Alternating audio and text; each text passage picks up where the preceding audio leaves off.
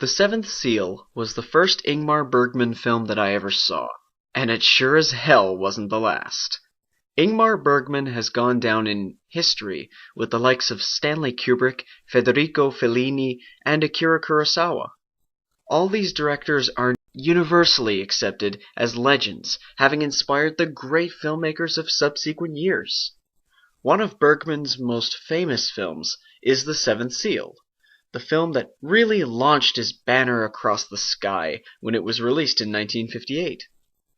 Like many Bergman movies following this one, The Seventh Seal dealt with issues of humanity's flaws, as well as the absence of the divine. We open the film with the introduction of Antonius Block, a medieval knight from Sweden, played by renowned Bergman collaborator Max von Sydow. Antonius and his squire have returned from the Holy Lands to Sweden, where the Black Plague is running rampant. At the beginning of the film, Antonius sees a cloaked figure on the beach, and the figure introduces himself as Death. This starts up a scenario that has attained legendary status. Death has come for Antonius, but Antonius appeals to Death's brilliance at chess. And so begins a game for a man's life, and the game is to play chess with Death himself. The game is frequently interrupted by the knight's journey through a land that has been dominated by death and despair. We see religious ideals fallen from favor, and various characters are introduced. There's the knight, of course, whose adventures in the Crusades have left him pondering his own life's achievements and the purpose of all this evil around him.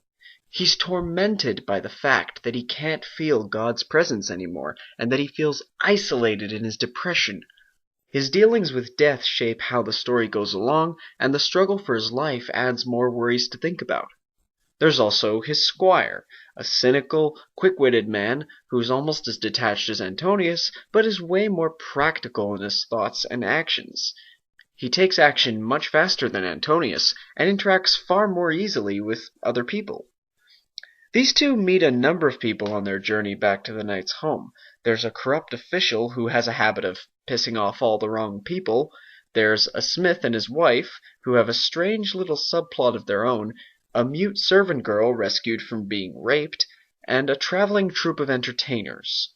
The troupe is comprised mostly of a married couple and their child, and their names are not a coincidence, but are part of Bergman's own psyche.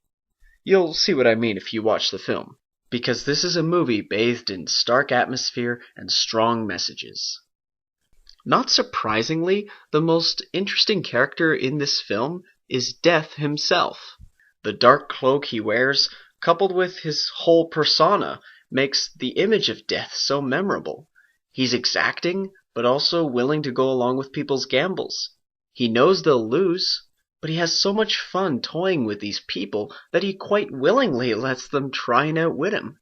Ultimately, Antonius seeks to do something profound and make his life worthwhile, and the answer is found, along with so many other answers, on the chessboard.